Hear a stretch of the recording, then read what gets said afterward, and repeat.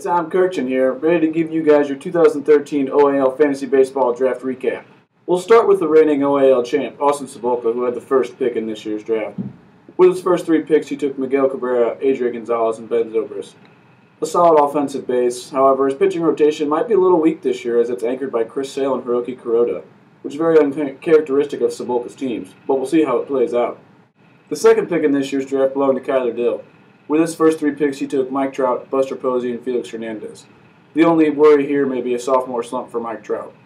Later in the draft, he got possible sleeper picks of Carl Crawford and Josh Beckett. However, in the 18th round, he had a very questionable selection of John Jay, so we'll see how it pans out. The third pick belonged to rookie Kevin Callahan. With his first 3 selections, he took Ryan Braun, Jason Hayward, and Matt Cain. However, the owner expressed worry about a possible suspension for Braun. Later in the draft, he got possible sleepers Carlos Gomez and Will Middlebrooks, though both these players are very high risk, but they could be also very high reward. The fourth pick in this year's draft belonged to Will Miller. His first 3 picks were Justin Verlander, Adam Jones, Jared Weaver. This has to mark the earliest set of pitchers ever been taken in the OAL, and we'll have to see if that works out for Will. However, later in the draft, he got possible sleepers of Diane Viciedo and Jason Worth, so we'll have to see how that plays out. In the 5th spot, we had Johnny Curtis. With his first 3 picks, he went with Albert Pujols, Yu Darvish, Yoenis Cespedes. Now, Johnny said his team is very fun and they love to party. We'll have to see how long that party lasts into the season. Look for possible sleepers Jaime Garcia and Lance Bergman that he got in the later rounds. With the 6th selection, Mark Dooley chose his first 3 picks as Robinson Cano, Josh Hamilton, and Gio Gonzalez. Now, Dooley is very notorious for having awful drafts, but these first 3 picks, there's really nothing to complain about. However, in the 10th round, he went with David Freese, a DL-headed third baseman who is no more than average, so it was a typical Dooley pick in the 10th round. Joey Guy had the 7th selection, and with his first 3 picks, he went with Jose Bautista, Matt Holliday, and Ian Kinsler. I don't think Jose Bautista has been owned by anybody besides Joey Guy in the last 3 years of this league, but it's very questionable to pick him 7th overall. Also, later in the draft, Joey had some also questionable decisions with Roy Halladay and James McDonald back-to-back, and we'll have to see if his so-so pitching rotation will be able to hold up. In the 8th spot, Nico Ekimov went with Matt Kemp, Edwin Encarnacion, and Cole Hamels. Kemp could be looked at as a risky pick, and we'll have to see if he can hold up and not get injured. Possible reaches in this draft were Salvador Perez and Jed Lowry in the middle rounds, and we'll have to see if those reaches pay off. The 9th pick belonged to rookie Ryan Lyle. With his first 3 selections, he went with Prince Fielder, Adrian Beltre, and Cliff Lee.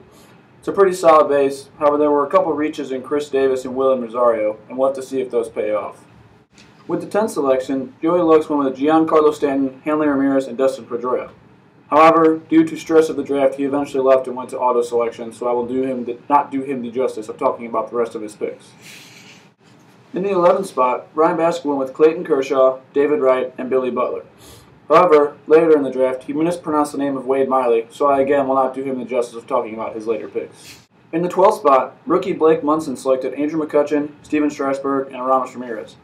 Ramirez is a possible reach in the 3rd round. However, the big reach of his draft could end up being Shelby Miller in the 9th round, because who knows what he will do. In the 13th spot, Tyler Pika went with Troy Tulowitzki, Justin Upton, Ryan Zimmerman. Now, Tyler also ended up going on auto pick, so I again will not do the justice of talking about his later picks. With the 14th pick, Alec McChesney went with Evan Longoria, Bryce Harper, and Alan Craig. Though grilled for it at the time, I think Bryce Harper could end up being one of the best picks of the draft. However, it will be tough to explain the 6th and 7th round reaches of Pedro Alvarez and Matt Wieters. With the 15th pick, Brandon Chenot went with Joey Votto, Carlos Gonzalez, and Adam Wainwright. A very solid draft overall, and look for sleeper Dominic Brown that he got in the later rounds. And with the 16th and final selection, Alex Bergman went with Jay Bruce, David Price, and Ryan Howard. However, most people when they think back at this draft will think of the crazy reach of Will Myers, and we'll have to see if that pays off. Now that we've recapped the draft, let's send it over to League Commissioner Nicholas Eftimoff. Thank you, Tom. Overall, it was a great draft filled with porn, beer, dip spit, stress, FaceTime, phone calls, and really, it was probably the most stressful 3 hours of my life. But I'm glad we got it done, and I'm glad we're in the league, boys. Let's have a good year. Lance Bergman. God fucking damn it, I can't do this. Why? What is wrong with that? Yeah, I'll take a Wade Millie. Took Mike Trout, Buster Posey, and Felix Hernandez. It's a solid. Fuck it. Redo it. I was going to say the same exact thing. And then, redo it. God damn it. Really hard to Say focus. something about. He mentioned how his team loves to party.